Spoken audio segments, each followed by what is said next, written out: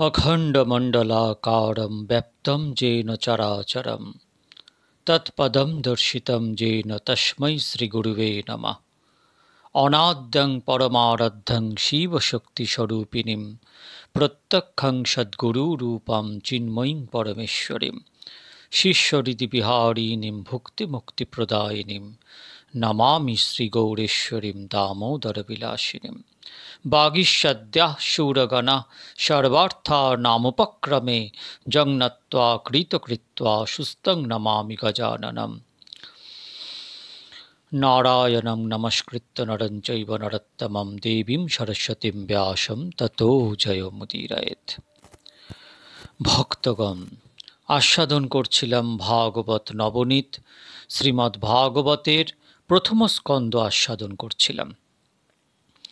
আজকে মঙ্গলাচরণ এবং মঙ্গলাচরণের তাৎপর্য আলোচনা হবে এবং তারপরে এই কথাকে আরও এগিয়ে নিয়ে যাব। আপনারা সাবধানে মন দিয়ে ভাগবত কথা শ্রবণ করুন, কারণ ভাগবত শ্রবণ মঙ্গলম। নারায়ণং নমস্কৃত্য নরং চৈব নরোত্তমং দেবীং সরস্বতীং ব্যাসং ততো জয়মুদীরয়েৎ। এই বদ্রিকাশ্রমের ভূমির মালিক হলেন প্রভু নরনারায়ণ। এই যে বদ্রী নারায়ণ বলা হয়, এর মালিক হলেন নরনারায়ণ। কোনো বিশেষ শুভকর্ম করার পূর্বে ভূস্বামী নরনারায়ণের পূজা এবং বন্দনা করতে হয়। ভগবান নারায়ণ আজও ভারতখণ্ডের হিমালয়ে কলাপ নামক গ্রামে বিশেষ রূপে বিরাজমান প্রকাশমান রয়েছেন। নরনারায়ণের যে অবতার, তার আজও সমাপ্তি হয়নি।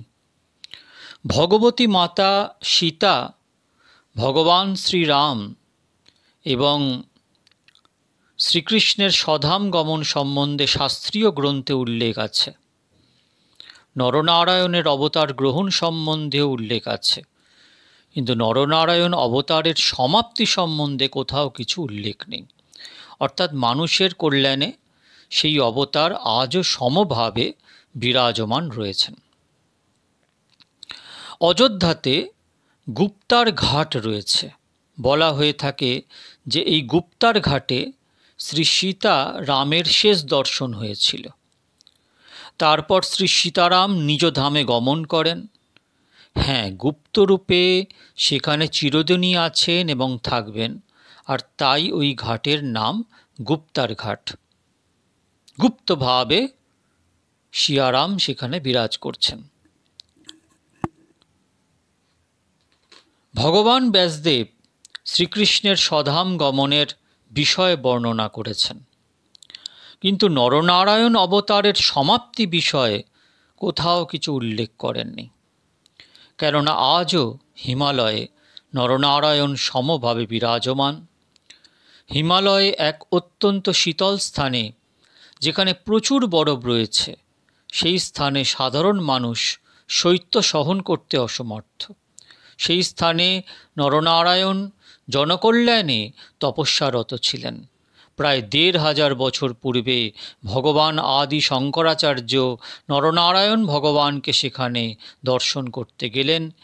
এতই ঠান্ডা যে কোনো দেবতা পর্যন্ত হয়তো সেই ঠান্ডা সহ্য করতে কষ্টবোধ করবেন। শ্রী শঙ্করাচার্য ভগবান নরনারায়ণের দর্শন করে প্রার্থনা করে বলেন, হে প্রভু, আপনার কৃপায় আমি এখানে আসতে পেরেছি, কিন্তু কলিযুগের মানুষ, সাধারণ মানুষ আপনার দর্শন কি করে করবে? তাই আপনি কৃপা করে এমন স্থানে বিরাজমান হন যাতে সাধারণ মানুষ সেই শীতলতাকে সহ্য করতে পারে। তখন ভগবান নরনারায়ণ শ্রী শঙ্করাচার্যকে নির্দেশ দিয়ে বলেন, তুমি নারদ কুণ্ডে স্নান করো। স্নানের সময় আমার স্বরূপ মূর্তি তোমার হাতে চলে আসবে, আর সেই মূর্তিকে যথাস্থানে স্থাপন করো। তাই হলো।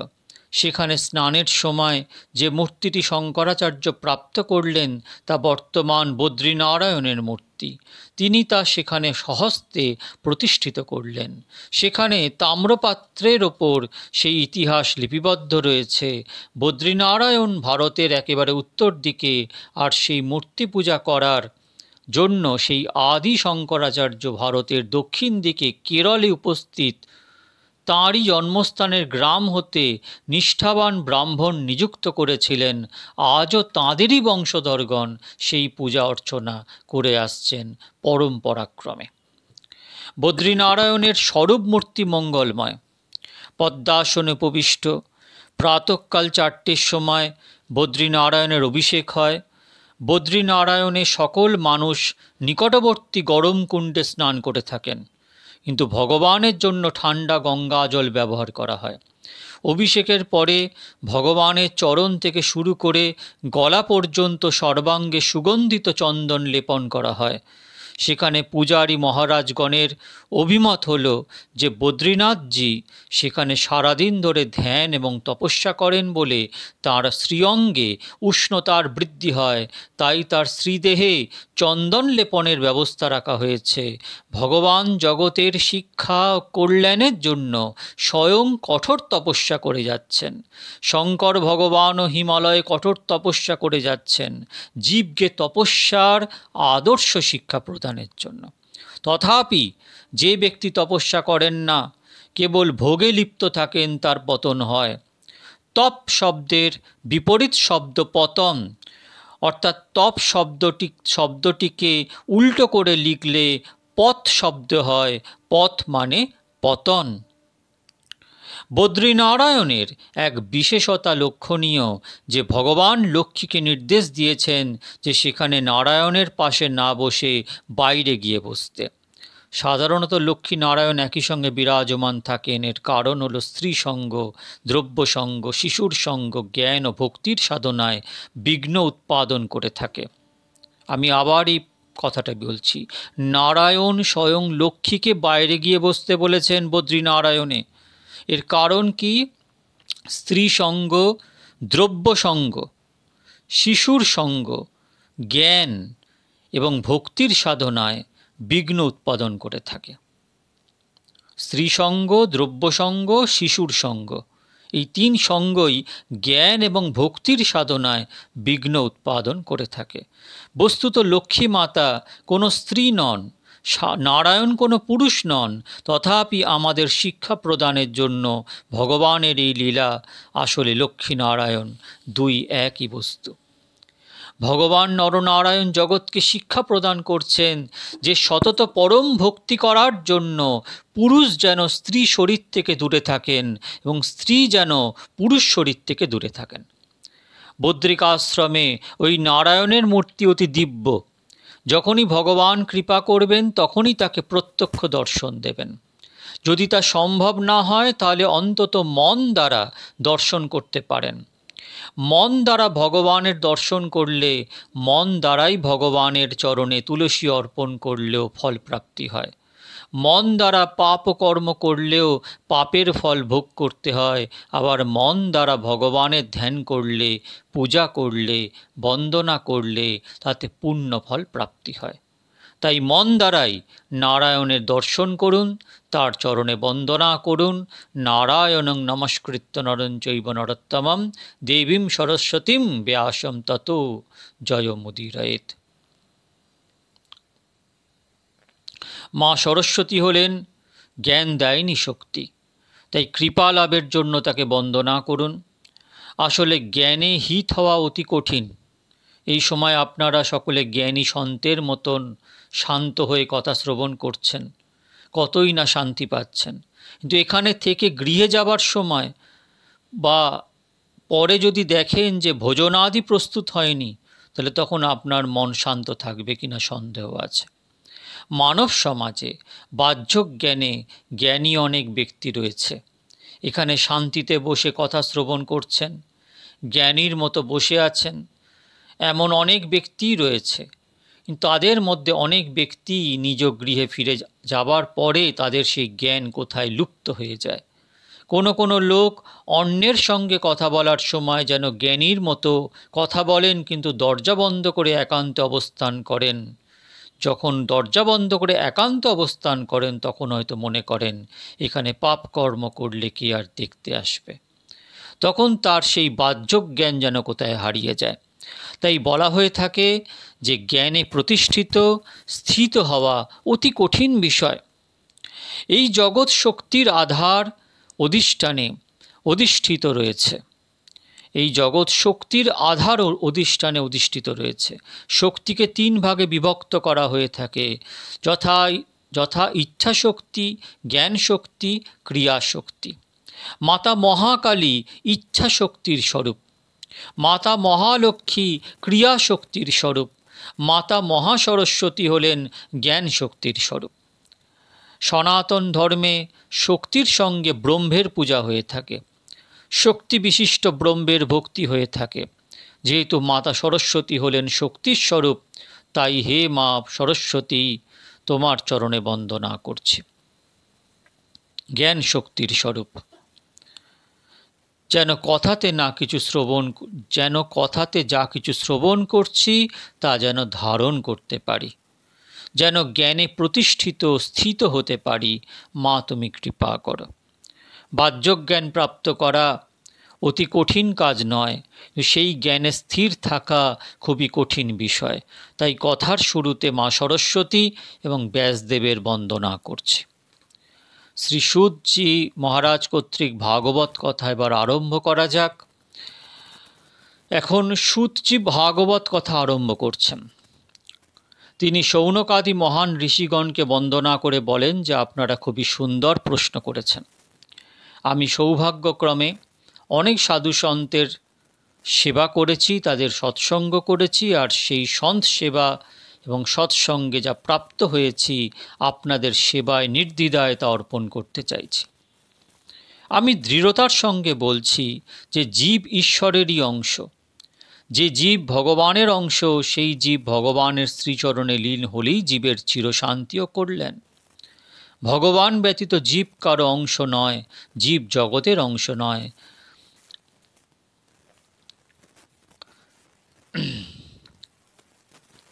জন্ম থেকে কেউ কারোর স্বামী নয়, কেউ কারোর স্ত্রী নয়, কেউ কারোর পিতা নয়, কেউ কারোর মাতা নয়। এই যে পিতা পুত্র স্বামী স্ত্রী, এ সকল সম্বন্ধ জাগতিক ও ব্যবহারিক দৃষ্টিতে সত্য হলেও পরমার্থত তত্ত্ব দৃষ্টিতে সত্য নয়। বস্তুত জীব ঈশ্বরের অংশ হলেও যেন ঈশ্বর হতে পৃথক হয়ে গেছে।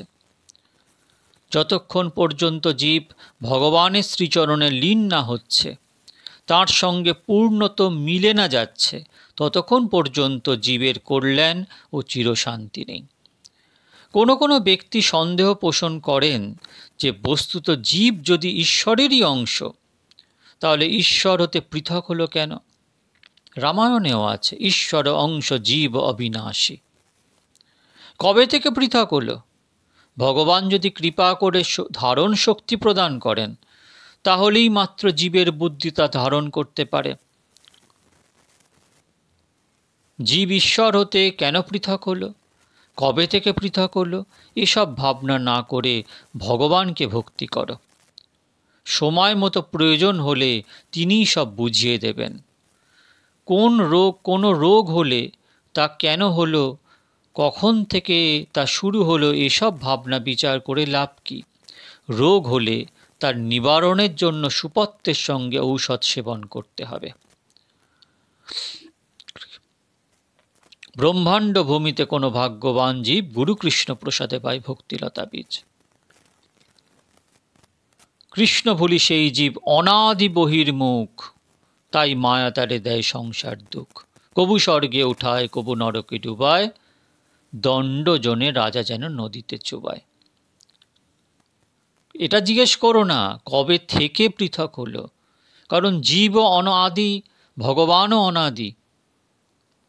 কিন্তু আমরা যে বহির্মুখ, কারণ আমরা তটস্থা শক্তি। এক ব্যক্তি নিজ পরিধানের বস্ত্রের প্রতি সদা লক্ষ্য রাখতেন। আমার কাপড় যেন খারাপ না হয়, তিনি সদা তা লক্ষ্য রাখতেন। একদিন তিনি গৃহে ফিরে দেখলেন যে তার পরিধানের বস্ত্রে একটু দাগ লেগে গেছে। তখন তিনি ভাবতে লাগলেন, দাগ কেন লাগলো, কোথায় লেগেছে, কখন লেগেছে, ওহে এসব ভাবনা বিচারের প্রয়োজন কি? কিন্তু সেই ব্যক্তি নিজেকে খুব চালাক চতুর মনে করতেন। তিনি সবাইকে জিজ্ঞাসা করতে লাগলেন, আমি যখন আপনার গৃহে এসেছিলাম তখন কি দাগ লেগেছিল? এক ভদ্রলোক তখন তাকে বললেন, এসব খোঁজাখুঁজির দরকার কি? কোথায়, কখন, কিভাবে তোমার কাপড়ে দাগ লেগেছে এসব অন্বেষণ না করে সাবান জলে বস্ত্রটি ধুয়ে নাও, স্বচ্ছ হয়ে যাবে। দাগ কেন, কখন, কিভাবে লাগলো, এসব ভাবনা বিচার করলে কি দাগ উঠে যাবে? তদ্রূপ ভগবান হতে জীব কখন, কেন, কিভাবে পৃথক হলে সব বিচার পরিত্যাগ করা কর্তব্য। বাসুদেব ভগবতী ভক্তি যোগ প্রযোজিতা জনয়োত্যাশু বৈরাগ্যং জ্ঞানং চ যদ অহৈতুকম। শ্রীমদ্ভাগবত প্রথম স্কন্ধের 2 অধ্যায়ের 7 শ্লোক। ভগবান শ্রীকৃষ্ণের ধ্যান করুন, প্রেমের সঙ্গে পূজা করুন, তার নাম কীর্তন করুন, সেবা স্মরণে তন্ময় হলেই ভগবানের দর্শন হয়।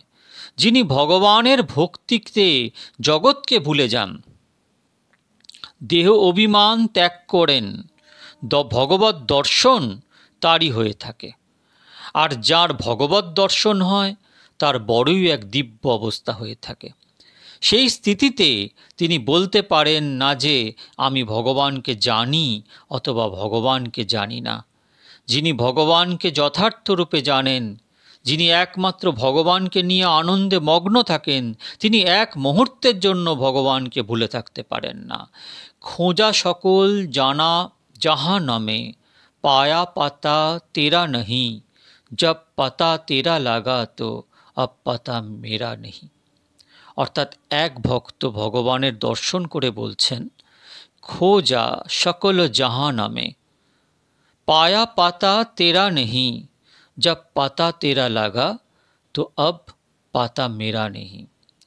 এক ভক্ত ভগবানের দর্শন করে বলছেন যে দীর্ঘ সময় ধরে আপনাকে খুঁজে চলেছি, কিন্তু আপনাকে সতত ভক্তি করেও আপনাকে দর্শন পাইনি। যখন আপনার দর্শন পেলাম তখন অহংবোধ ও শরীরের প্রতি মমত্ববোধ আর রইল না। জ্ঞানং যদ ব্রহ্ম দর্শনম। বেদ যাকে ব্রহ্ম বলেন, যোগী তাকে পরমাত্মা বলেন।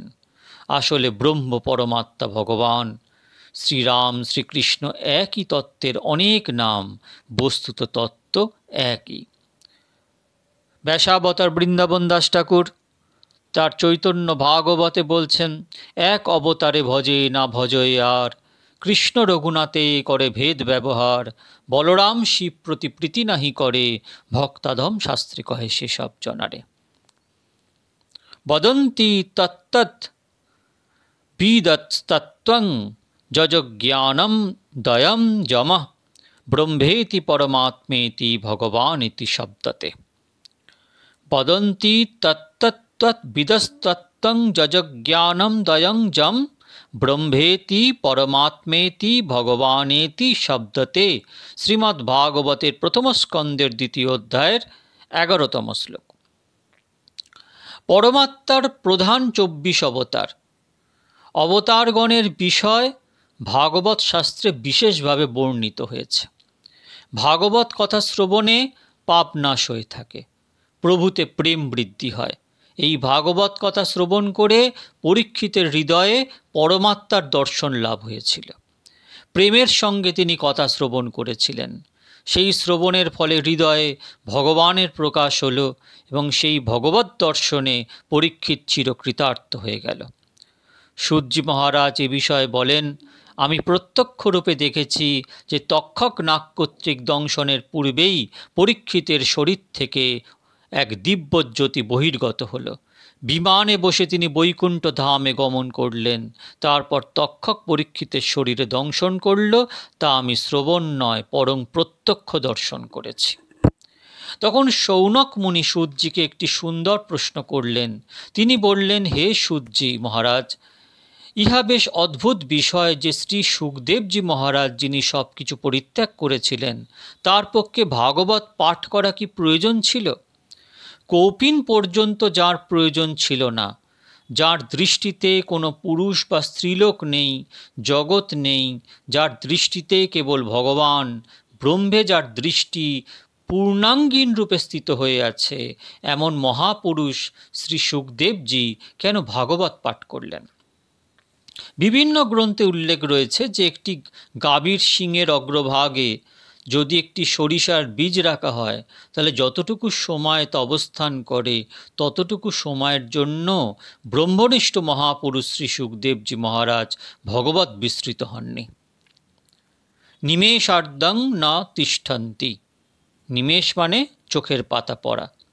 যার মন শ্রীকৃষ্ণাকার হয়ে গেছে, যার ব্রহ্ম দৃষ্টিস্থির, এমনকি সুখদেবজি মহারাজ কেন ভাগবত পাঠে মনোনিবেশ করলেন? আর কখনো ভাগবত অধ্যয়ন করলেও রাজার কাছে গিয়ে ভাগবত কথা শ্রবণ করাতে গেলেন কেন?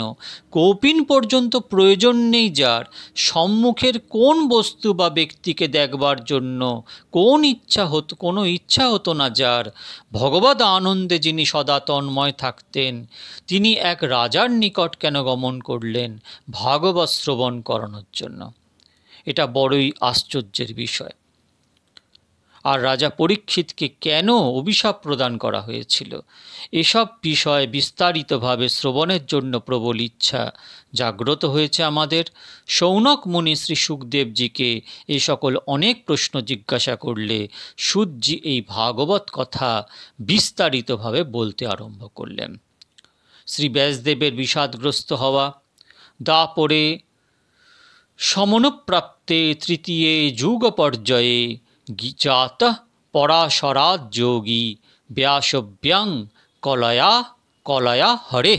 শ্রীমদ্ ভাগবতের প্রথম স্কন্ধের 4th অধ্যায়ের 14তম শ্লোক। বদ্রীনারায়ণের পথে অনেকগুলি প্রয়াগ রয়েছে, যথা দেবপ্রয়াগ, রুদ্রপ্রয়াগ, বিষ্ণুপ্রয়াগ, কেশবপ্রয়াগ ইত্যাদি। বদ্রীনারায়ণের পথে সর্বপ্রথম হল দেবপ্রয়াগ, যেখানে শ্রীরামচন্দ্রজি বিরাজমান রয়েছেন। এই স্থান গঙ্গা ও অলকানন্দার সঙ্গমস্থল। আর একটু সম্মুখে অগ্রসর হলে আসে রুদ্রপ্রয়াগ, সেখানে ভগবান শঙ্কর নিবাস করছেন। এটিও একটি সঙ্গমস্থল। এর সম্মুখে রয়েছে বিষ্ণুপ্রয়াগ, আর বদ্রীনারায়ণ হতে 4-5 মাইল দূরে কেশবপ্রয়াগ তীর্থ। এখানে অলকানন্দা ও সরস্বতীর মধুর মিলনস্থল, আর মহর্ষি ব্যাসদেব এই সঙ্গম তীরে বিরাজমান ছিলেন।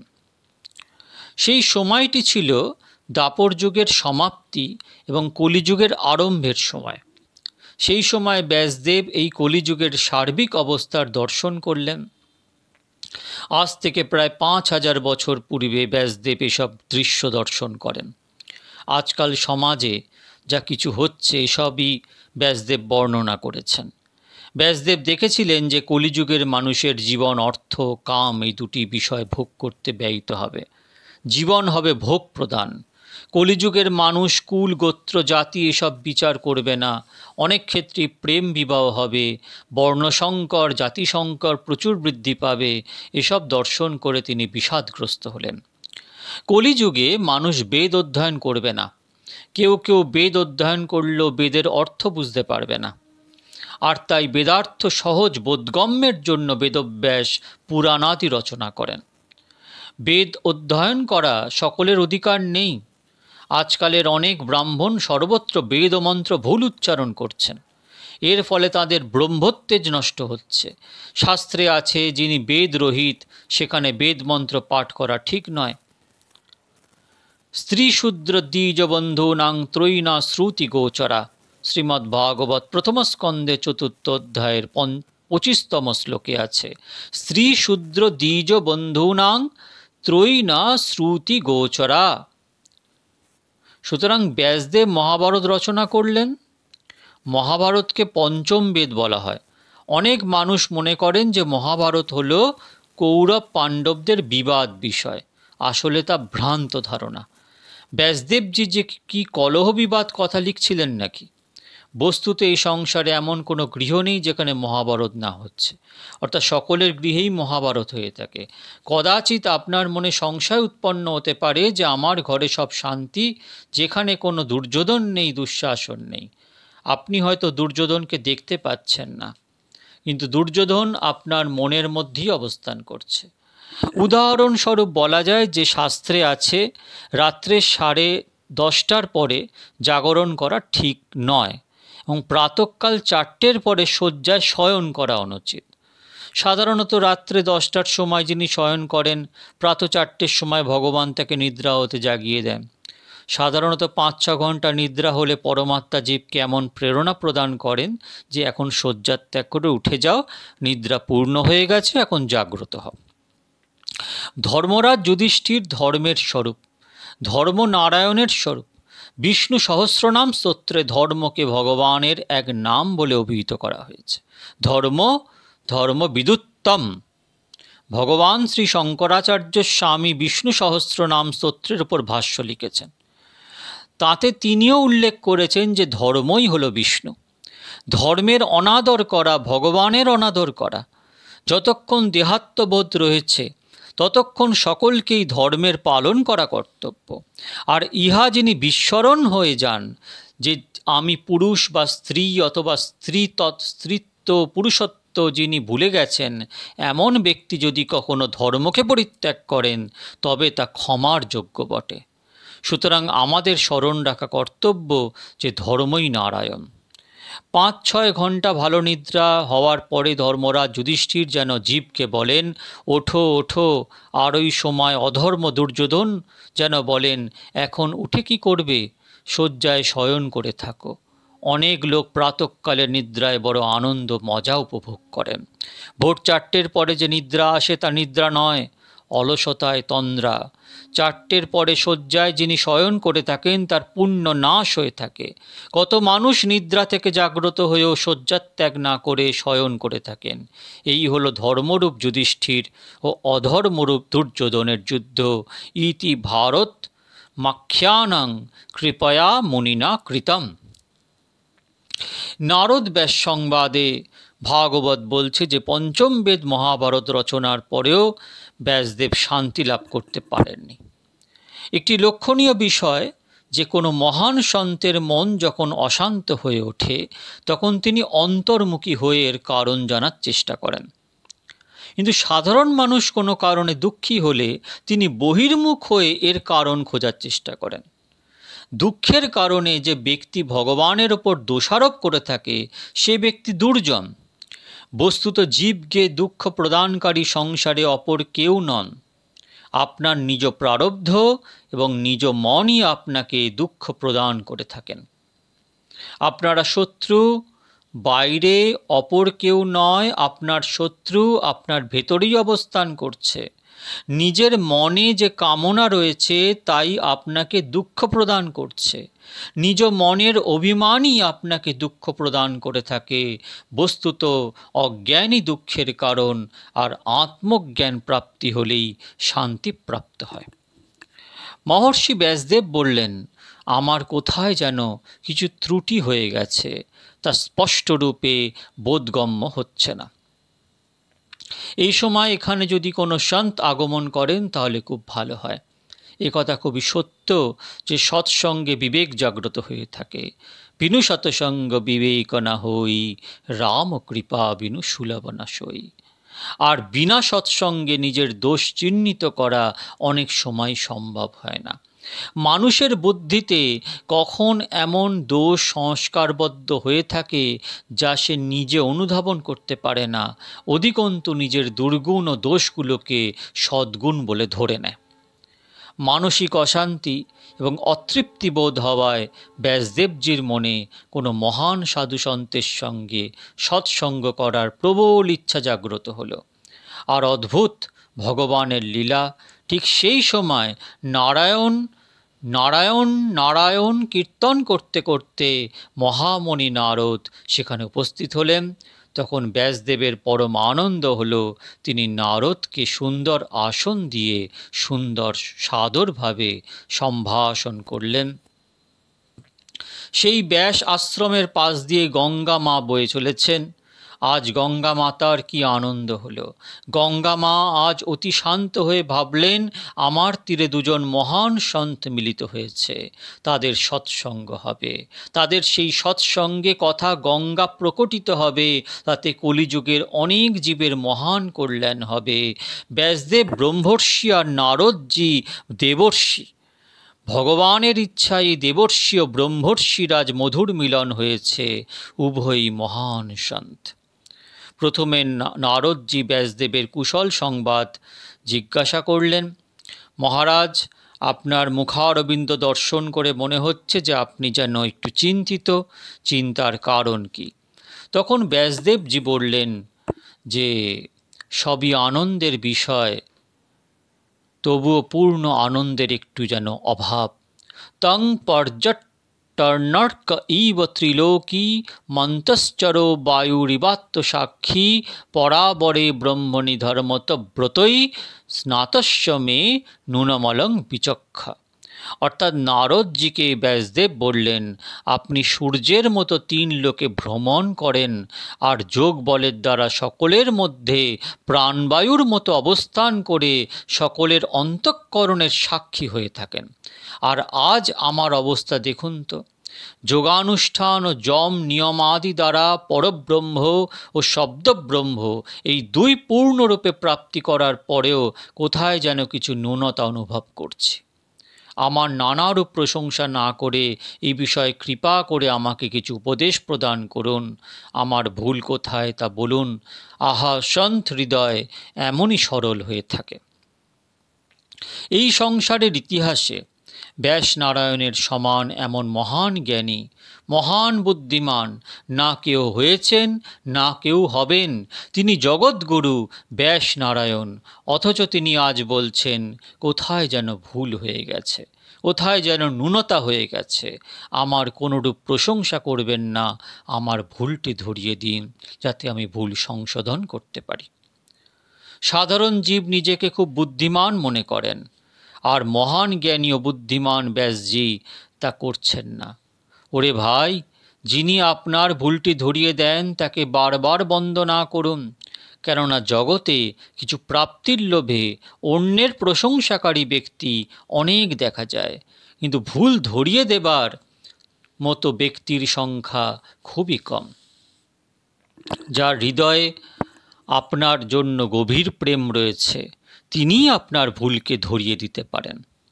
তখন নারদজি স্ফীত হাস্যে বললেন, আপনি তো ভগবানের স্বরূপ, আপনার আবার ভুল হয় কী রূপে? তবুও আপনার কিঞ্চিৎ ন্যূনতা রয়েছে, সামান্য ভুল হয়ে গেছে। প্রেমে পাগল হয়ে আপনি বিস্তারপূর্বক ভগবান শ্রীকৃষ্ণের লীলা বর্ণনা করেননি। আপনি পুরাণাদি গ্রন্থে জ্ঞানযোগ, কর্মযোগ বর্ণনা করেছেন। কোথাও কোথাও জ্ঞান, কোথাও কোথাও কর্মযোগের গুরুত্ব বিশেষভাবে বর্ণনা করেছেন। আসলে জ্ঞান এবং কর্ম 2 শ্রীকৃষ্ণ প্রেমে পূর্ণাঙ্গীন রূপে সফল হয়ে থাকে। প্রভু প্রেম বিনা জ্ঞান পূর্ণাঙ্গীন হয় কি করে? এটা লক্ষ্য করা যায় যে জগতে অনেক ব্যক্তি বাহ্যক জ্ঞানে পাণ্ডিত্য দর্শন করেও অর্থের সঙ্গে প্রেম করেন। যে জগতে অনেক ব্যক্তি বাহ্যক জ্ঞানে পাণ্ডিত্য অর্জন করেও অর্থের সঙ্গে প্রেম করেন, ভগবানের সঙ্গে প্রেম করেন না। 1000-2000 টাকা লোকসান হয়ে গেলে ঘন্টা 2 ঘন্টা তাদের হৃদয়ে জ্বালা সৃষ্টি হয়। তখন তারা বলেন, আমার 2000 টাকা গেল। ওরে ভাই, যখন আপনার জন্ম হলো তখন কি আপনি 2000 টাকা নিয়ে এসেছিলেন, তাই আপনার 2000 টাকা চলে গেল? আজকাল কোনো ব্যক্তি বাহ্যক জ্ঞানে পাণ্ডিত্য অর্জন করেও অর্থের সঙ্গে অধিক প্রেম করেন। বাহ্যক জ্ঞানী বা পণ্ডিত হওয়া বড় কঠিন বিষয় নয়, কিন্তু প্রভুপ্রেমী হওয়া নিঃসন্দেহ অত্যন্ত কঠিন বিষয়। এমনও লক্ষ্য করা যায় যে বাহ্যক জ্ঞানে বিরাট পণ্ডিত, কিন্তু কোনো কারণে কেউ তাঁর একটু দোষ দর্শন করলে বা নিন্দা করলে তিনি তা সহ্য করতে পারেন না। মনের উপর কেন নিন্দা প্রভাব বিস্তার করে থাকে? জগতের সঙ্গে অধিক প্রেম করার ফলেই তা হয়ে থাকে। কিন্তু যিনি পরমাত্মার সঙ্গে প্রেম করেন তার মনের ওপর নিন্দার কোনো প্রভাব বিস্তার হয় না। জ্ঞানী যখন প্রভু প্রেমী হন তখনই তার জ্ঞানের পূর্ণতা অর্জন হলো, ধরতে হবে। কর্মযোগীও প্রভুপ্রেমী হন, সন্দেহ নেই, কিন্তু কর্মযোগী হওয়াও খুব কঠিন বিষয়।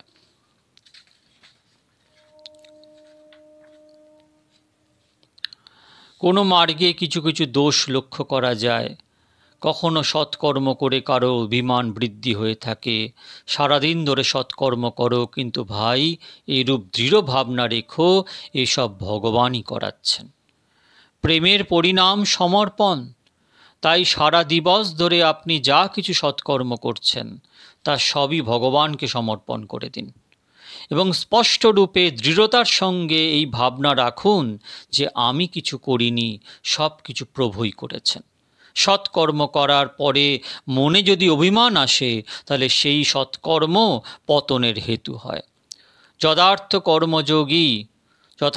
কর্মযোগী প্রভুপ্রেমী হয়ে থাকেন। তদ্রূপ যথার্থ জ্ঞানীও প্রভুপ্রেমী হন। প্রভুপ্রেম হলেই কর্ম জ্ঞান সফল হয়। জাগতিক দৃষ্টিতেও তা লক্ষ্য করা হয়ে যায় যে যেখানে সাধারণ বন্ধুবান্ধব বা আত্মীয় স্বজনের প্রতি কোনো ব্যক্তির প্রেম ভাব কম রয়েছে, সেখানে নিজ স্বভাব ও ভিতরের ইচ্ছাকে প্রকাশ না করে তা গোপন করে থাকেন। আর অতিশয় প্রেম যেখানে, সেখানে ভিতরের সংবাদ গোপন বিষয় পর্যন্ত প্রকাশ হয়ে থাকে। নারদজি বললেন, ব্যাসদেব মহারাজ, এখন কলিযুগ আসছে। সাধারণ লোক অনেক বাহ্যজ্ঞানের কথা মুখে প্রকাশ করলেও সামান্য অর্থের লোভে ঝগড়া বিবাদ করবে। এসব আজকাল লক্ষ্য করা যায় যে কোনো কোনো বাহ্যজ্ঞানী পণ্ডিত মুখে ব্রহ্মজ্ঞানের কথা বলে থাকেন, কিন্তু প্রাতঃকালে 6-7টায় তাদের অভ্যাস অনুসারে চা যদি না মেলে তাদের সেই বাহ্য ব্রহ্মজ্ঞান যেন কোথায় লুপ্ত হয়ে যায়। এর কারণ হলো বাহ্যজ্ঞান ও পাণ্ডিত্য তাদের আছে বটে, কিন্তু তাদের প্রেম ভগবানের উপর নেই, বরং তাদের প্রেম জগতের তুচ্ছ বস্তুর সঙ্গে আছে। নারদজি বললেন, মহারাজ, আপনি ভাগবত প্রেম কথা রচনা করুন। শ্রীকৃষ্ণ ভগবান তো স্বয়ং প্রেম মূর্তি। বস্তুত কোনো জীব কিছু বস্তু বা ব্যক্তির ওপর প্রেম না করে অবস্থান করতে পারে না। সাধারণ জীব প্রেম তো করে থাকে তা জগতের সঙ্গে। নারদজি বললেন, এমন মধুর ভগবত কথা রচনা ও প্রকাশ করুন যাতে ভগবান শ্রীকৃষ্ণের প্রতি প্রেম বৃদ্ধি হয়, যাতে শ্রীকৃষ্ণের সৌন্দর্যে মন, দৃষ্টি, হৃদয় বিগলিত হয়ে তার প্রতি আকর্ষণ বৃদ্ধি পায়। তবেই মনুষ্য জীবন সংশোধিত হবে, তবেই সর্বপ্রকার পাপ পরিত্যাগ হয়ে যাবে, কেননা শ্রীকৃষ্ণ লীলাতে শুধু প্রেমই প্রেম। বস্তুত ভগবান শ্রীকৃষ্ণের সঙ্গে যিনি গভীর প্রেম করেন, ভগবান কৃপা করে তার বাসনারূপী বিষকে নাশ করে দেন। পুতনা রাক্ষসী ভগবানকে বিষ প্রদান করেছিল, কিন্তু ভগবান শ্রীকৃষ্ণ তাকেও বাসনারহিত করে পরম গতি দান করলেন। তাই নারদজি ব্যাসদেবকে পুনঃ পুনঃ বলেন যে, মহারাজ, ভগবান শ্রীকৃষ্ণের লীলা কথা রচনা করুন যাতে শ্রীকৃষ্ণের প্রতি সাধারণ জীবেরও প্রেম বৃদ্ধি পেতে থাকে। ভক্তগণ, ভাগবতীয় বার্তা আজকে এটুকুই। পরের দিন ভাগবত এই কথামৃতকে, এই ভাগবত অমৃত, এই অমীয় সুধানিধিকে এগিয়ে নিয়ে যাব। আপনারা ভালো থাকবেন। হরে কৃষ্ণ কৃষ্ণ কৃষ্ণ হরে হরে, হরে রাম রাম রাম হরে হরে।